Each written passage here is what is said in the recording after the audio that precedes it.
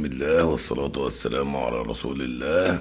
اللي بيحب النبي يصلى عليه. الغدا النهارده يا جماعة زي ما انتوا شايفين: برنجان، بطاطس، شوية فلفل حار عشان يفتحوا النفس في ظل هذه الأيام الصعبة العصيبة، طبق سلطة، 4 بيضات، كشري.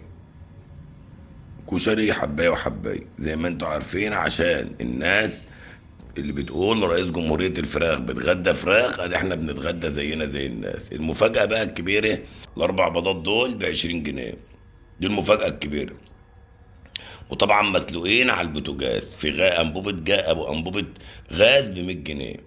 وعندكم طبق كشري اللي كان أبو بلاش وأكلة الفقراء في الوقت الحالي يتكلف له يجي 30 جنيه. طبق الكشري اللي قدامنا بس مش حلة الكشري. ليه؟ لأن كيلو الرز ب25 جنيه، وطبعا العدس زي ما انتوا عارفين ب50 جنيه. فطبق الكشري الصغير ده يكلف له 25، يعني حلة الكشري تخش له في 75 ولا حاجة.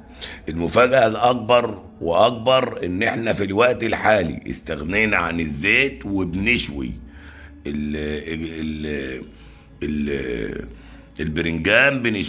بنشوي البرنجان زي ما انتوا شايفين اهو، منه صحي ومنه بيشرب زيت كتير، وبنتشاكل مع البرنجان عشان ما يشربش زيت. وفي الاخر استغنينا عن الزيت. حتى البطاطس اللي كنا بنقليه بقينا بنشويه اهو، منه اكل صحي ومنه بنستغنى عن الزيت وبنوفر زيت، ومنه بيشربوا الزيت. يعني الاتنين دول اعداء الزيت وبيشربوا الزيت باستمرار.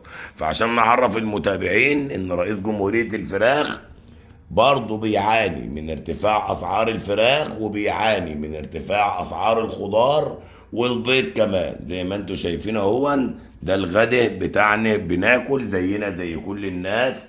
للاسف مش للاسف الشديد ولا حاجه، وراضيين وحامدين ربنا وكله خير وفضل ونعمه كمان.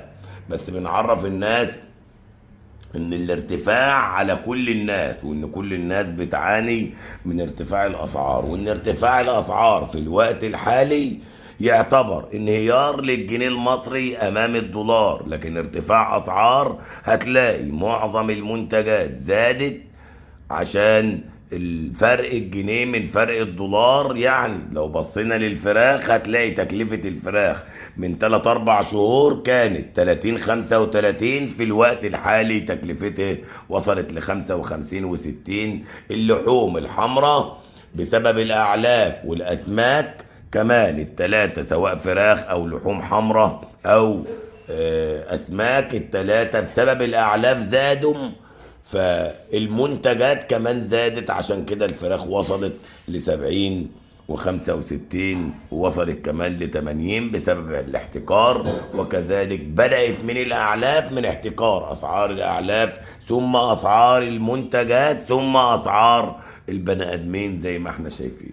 بنحبكم في الله، وربنا يجمعنا وإياكم في الجنة إن شاء الله، وربنا يرخي قوت المسلمين، ونشوفكم من خير لخير. واللي بيحب النبي يصلى عليه، واللي بيحب النبي يعمل شير، وما ننساش اللايك الجميل. ولازم نكون راضيين وحمدين ربنا وشاكرين على فضل ربنا علينا اجمعين، والحمد لله على كل شيء.